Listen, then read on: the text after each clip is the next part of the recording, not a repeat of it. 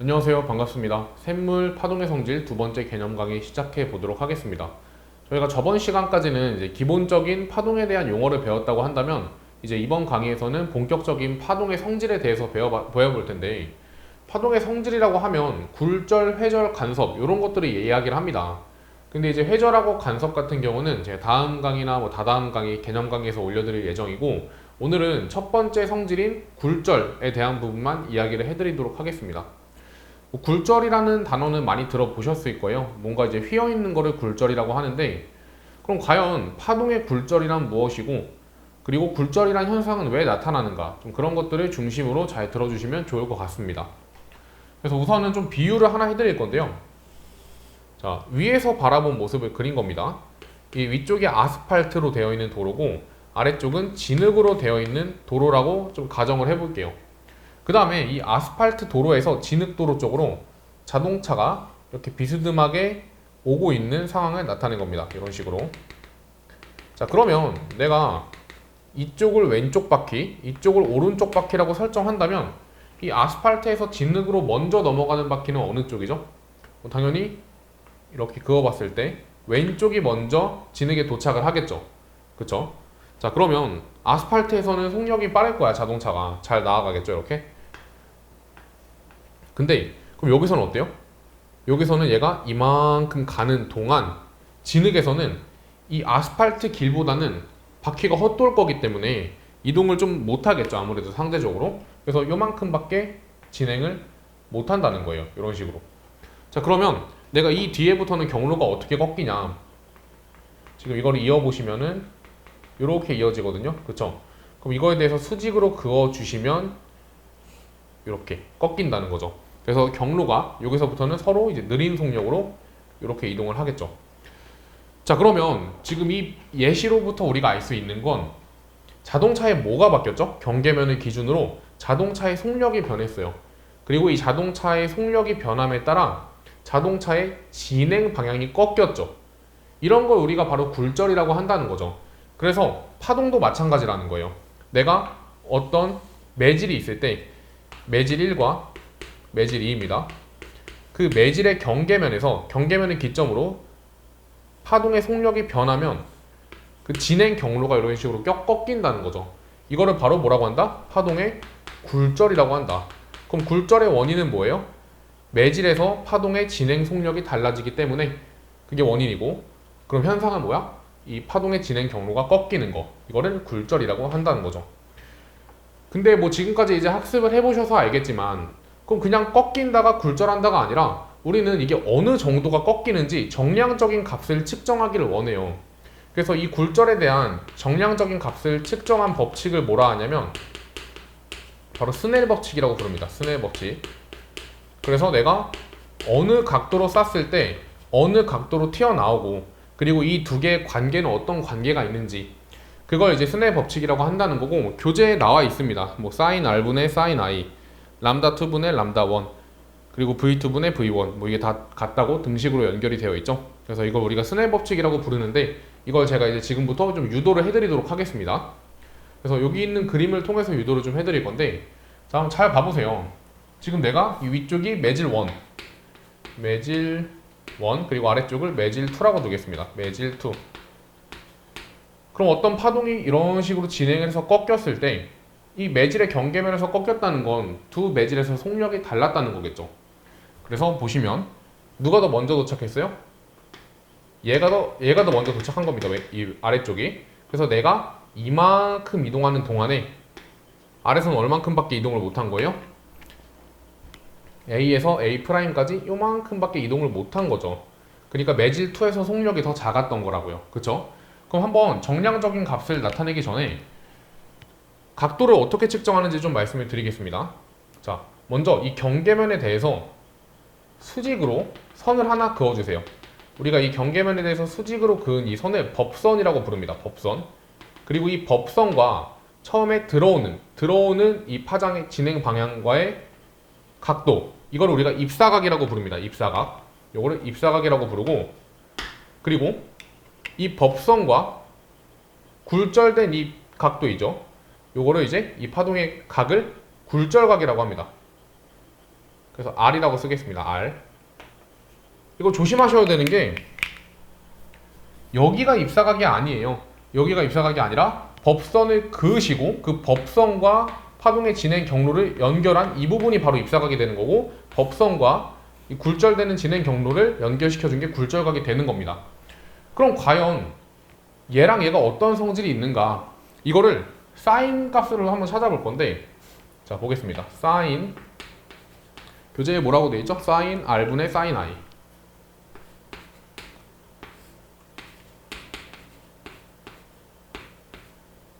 자, 요 관계식을 한번 알아보도록 하겠습니다. 지금 보면은 요만큼의 각도가 I죠. 그럼 여기가 90-I가 될 테니까 여기가 바로 각도 I가 되는 거고, 그리고 여기가 R이면 얘가 90-R, 이쪽이 바로 R 값이 되겠죠. 그러면 이 sin R이라는 거는 어떻게 나타낼 수가 있어요? sin R은 이 AB 길이분의 AA'이 돼요. 자, AB 길이분의 AA'이 된다고. 그리고 sin I 같은 경우는 AB 길이분의 BB'이 되겠죠. 그럼 AB 길이분의 BB'이 된다.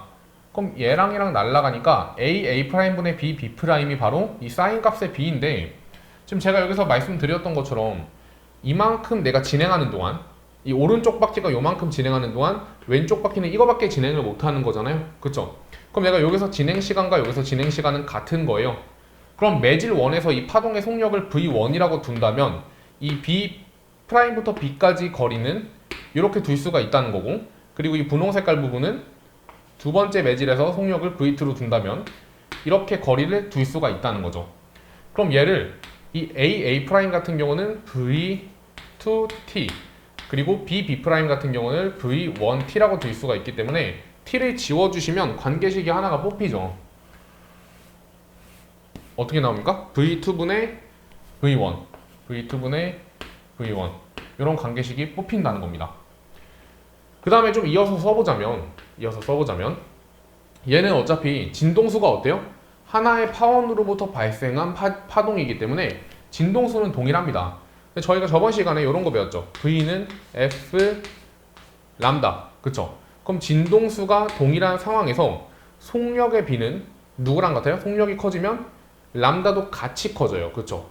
그렇기 때문에 내가 얘의 B는 이 매질 1에서 파장을 람다 1, 매질 2에서 파장을 람다 2라고 둔다면 뭐라고 쓸 수 있다는 거지? 람다 2분의 람다 1이라고 쓸 수가 있다는 거죠. 될까요? 그 다음에 우리가 그래서 그럼 이 전체적인 거, 얘를 뭐라고 부르냐? 이 값 자체를요, 굴절률이라고 부릅니다. 굴절률. 굴절이 되는 그 정도를 나타낸 거죠. 그럼 굴절률이 높을수록 이 사인 값의 차이가 큰 거니까 더 많이 꺾이는 걸 얘기하겠죠. 그래서 내가 이거를 또 뭐라고도 쓰냐면, 교재에도 나와 있죠? 뭐라고 돼 있어요? N1이라고 돼 있죠. 얘는 1에 대한 2의 굴절률, 매질 1에 대한 매질 2의 굴절률을 얘기하는 겁니다. 그러니까 이 값이 커질수록 사인 값의 차이가 커진다는 거고, 그 얘기는 더 많이 꺾인다는 거예요. 더 경로가 많이 휜다는 거지. 그래서 이런 거를 굴절률이라고 한다. 근데 얘는 지금 매질 1과 매질 2를 비교하는 거기 때문에 얘를 무슨 굴절률이라고 부르냐면 상대 굴절률이라고 부릅니다. 그래서 일단 기본적으로 이 정도로 알아두시면 되고, 그 다음에 이 상대 굴절률이라는 걸 얘기했다는 거는 다른 굴절률도 있겠죠. 그래서 이거에 대응되는 개념이 뭐냐면 절대 굴절률입니다. 절대 굴절률. 자, 절대 굴절률.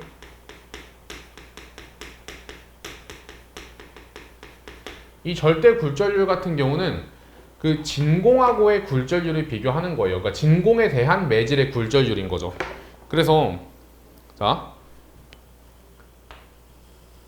여기가 진공입니다. 그리고 여기가 어떤 특정 매질이에요. 그럼 이런 식으로 만약에 휘었다.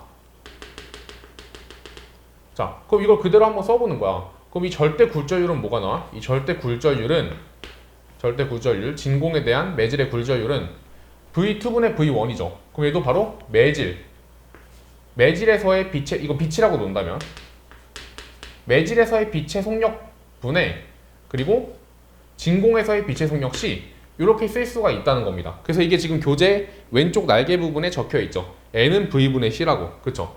그럼 이거를 그대로 한번 대입을 해보자는 거죠. 어디다가? 여기다가 대입을 해볼게요. 자, v2는 이렇게 쓸 수 있겠죠. 그러면 v2는 뭐가 돼요? v2는 n2분의 c가 됩니다. 그럼 v1은 n1분의 c가 되겠죠. 그래서 내가 이거를 좀 변형을 해보면, 요 식을 변형을 해보면 어떻게 알아낼 수가 있느냐? 자, n2분의 c 분의 n1분의 c가 돼요. 그럼 정리하면은 n1분의 n2가 되겠죠. 따라서 마무리 정리까지 해주시면 얘는 뭐가 되는 거야? n1분의 n2가 되는 겁니다. 이렇게. 자, 그래서 우리는 뭘 암기하면 되느냐? 얘랑 넘버링을 할게요. 얘랑 이렇게 네 가지. 그래서 박스를 좀 쳐주면 이거를 이 관계식을 외우셔야 됩니다. 이렇게. 근데 외우기가 쉬운 게 지금 이 나머지 것들은 공통점이 있어요. 이 i나 v1이나 람다1이나 전부 다 매질 누구랑 관련된 애예요? 매질 1과 관련된 애죠. 이 i 같은 경우도 입사각을 나타낸 거기 때문에 우리가 얘를 입사각 굴절각이라고 부르는데 이 입사각과 관련된 걸 나타낸 거기 때문에 매질 1하고 관련된 게 전부 다 분자로 들어온다는 거죠. 근데 대신에 이 절대굴절률을 비교할 때는 얘가 역수로 들어갑니다. 왜? 애초에 이 v 값과 절대굴절률의 이 n 값은 역수였거든요. 그래서 전부 다 매질 1, 매질 1, 매질 1과 관련돼 있는데 이 굴절률에 대한 것만 매질 2가 올라온다는 거. 이것만 좀 조심을 해주시면 된다는 거죠. 그래서 지금 이 적어준 걸 뭐라고 부른다? 얘를 스넬 법칙이라고 부른다. 정량적인 값을 나타내는 이라는 거죠. 그래서 잘 기억을 해두셔야 됩니다. 자, 그래서 기본적인 내용은 이 정도면 되고 그 마지막에 그 168페이지 마지막에 두 매질 사이에서 빛은 굴절률이 낮은 소한 매질에서 굴절률이 높은 밀한 매질의 방향으로 꺾인다 라고 되어 있는데 보통 이런 실험을 할 때는 빛을 이용해서 실험을 많이 하거든요. 자, 그러면 이거 어떻게 설명할 수 있냐면 자, 여기 한번 더 놔볼게요. 여기가 매질 1이고 여기가 매질 2입니다.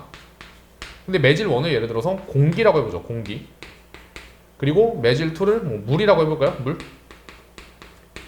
그러면 이 중에서는요 아래 게 더 밀도가 높은 매질 이런 식으로 생각을 하시면 쉬워요. 밀한 매질. 그래서 이런 거를 밀한 매질, 이런 거를 소한 매질이라고 부르는데 그 빛 같은 경우는 진행 속력이 어땠죠? 어디서 제일 빠르고? 진공에서 제일 빠르고 그 다음에 기체, 그 다음에 액체, 고체 순서였죠. 그렇기 때문에 이 고체 쪽으로 갈수록 더 뻑뻑해지는 거예요. 쉽게 비유를 하자면 뻑뻑해진다. 뻑뻑해진다는 거는 뭔가 분자들이 막 밀집되어 있는 느낌이 나시죠. 얘는 다다다다다다다 붙어 있으니까 빛이 진행할 때 뚫고 가기가 좀 어렵다고 생각을 하시면 된다는 거죠. 그럼 여기서는 속력이 어떻겠어?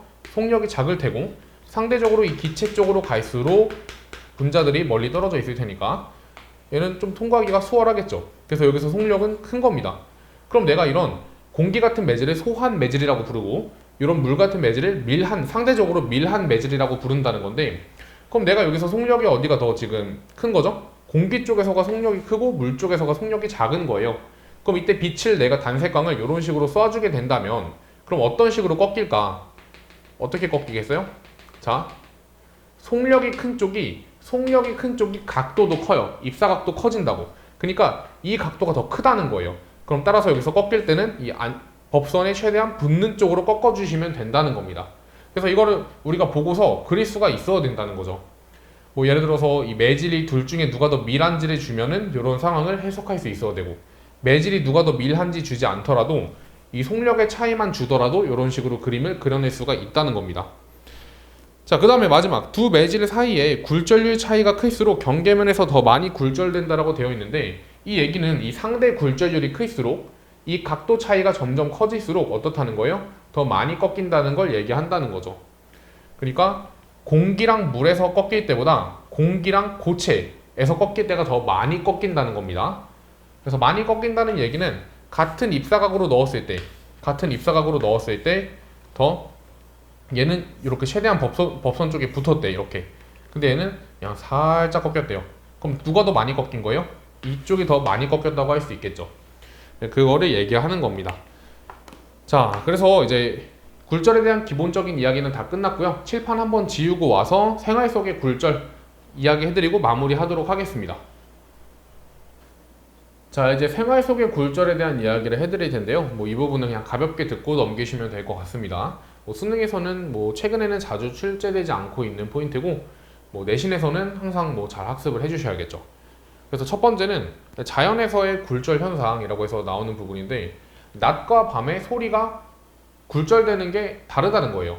낮 같은 경우는 지표면이 어떻게 되죠? 지표면이 가열됩니다. 온도가 높아지죠. 그리고 상층부의 온도는 아무래도 이 공기 중에는 지표면보다는 온도가 낮을 거예요. 근데 이 소리 같은 경우는 온도가 높을수록 속력이 빨라져요. 그러면 내가 소리를 낼 때 이렇게 소리를 낸다고 하더라도 아래쪽의 속력이 더 빠르니까 더 많이 진행을 할 테고, 같은 시간 동안 위쪽은 더 조금밖에 진행을 못 하겠죠. 그럼 이때 어떻게 말리게 되냐면 이 소리가 이렇게 말리게 됩니다. 위쪽 방향으로. 이게 왜 그런 거냐면 이렇게 생각하시면 편해요. 내가 이렇게 두 개의 막대기를 붙여놓은 다음에 아래 것만 팽창을 시켜보세요. 아래 것만. 그럼 어떻게 되죠? 아래 게 길이가 길어지죠. 이렇게. 근데 이렇게 되면 뚝 끊기니까 얘를 자연스럽게 연결하려고 하다 보면은 이런 식으로 되지 않겠어요? 이런 식으로. 그럼 아래쪽이 더 긴 거잖아요. 그쵸?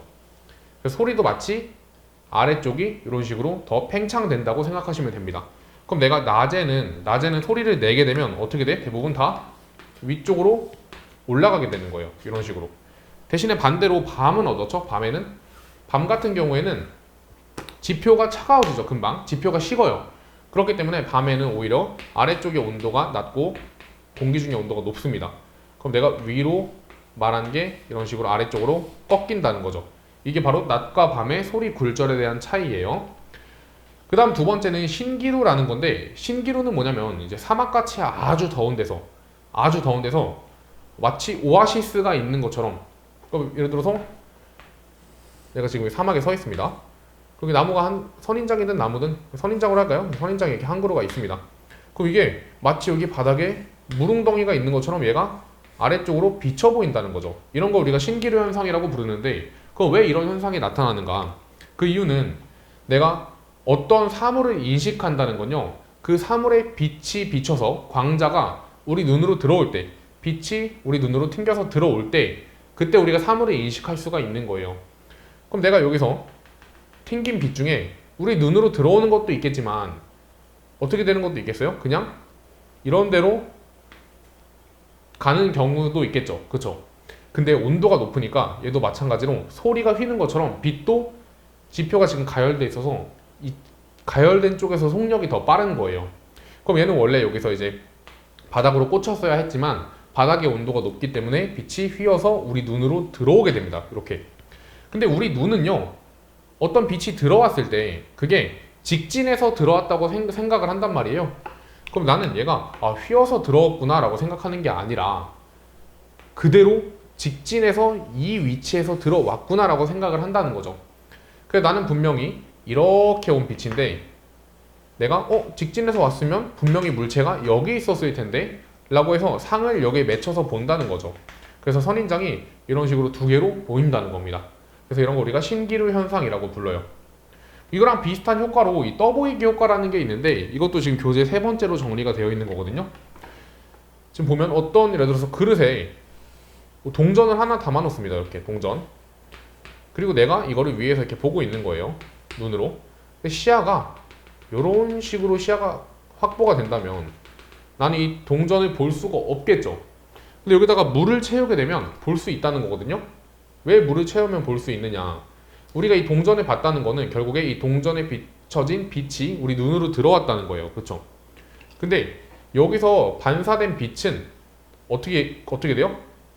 굴절돼서 우리 눈으로 들어와요. 밀환 매질, 소환 매질이기 때문에 굴절이 이런 식으로 되는 거예요. 근데 우리 눈은 이걸 어떻게 생각한다고? 직진해서 왔다고 생각한다는 거죠. 이렇게 직진해서 왔다고 생각을 해서 동전이 이쯤 위치에서 보인다는 거예요. 그럼 시야에 딱 들어와 있죠. 동전이 어때요? 이 시야에 들어와 있기 때문에 동전을 볼 수가 있다는 거죠. 그럼 기존의 높이보다 떠 보이죠. 그래서 이거 우리가 떠 보이기 효과라고 얘기를 합니다. 그래서 내신 문제 같은 경우에는 어떤 식으로 또 출제가 되냐면 이런 식으로 출제가 돼요. 자, 물고기를 잡으러 강에 갔습니다. 그죠? 자, 그럼 내가 작사를 이렇게 들고 있는데 물고기가 여기서 보였다는 거예요. 그럼 이 창을 작사를 던질 때 그대로 던져야 하는가? 아니면 살짝 위쪽으로 던져야 되는지 아니면 살짝 아래쪽으로 던져야 되는지 이런 게 이제 시험에 나올 수가 있어요. 정답은 어디죠? 정답은 3번이겠죠. 살짝 아래쪽으로 찔러야 된다는 거야. 왜?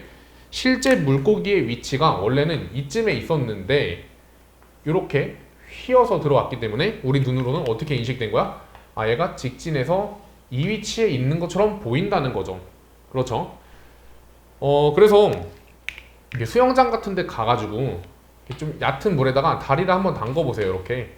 그러면 다리가 되게 짧아 보여요. 이 길이가 짧아 보인다고, 실제 길이보다. 이것도 떠보이기 효과가 적용이 된 거죠. 그래서 이런 것들이 이제 내신 문제에서 출제가 될 수 있기 때문에 잘 정리를 해두시면 좋을 것 같습니다.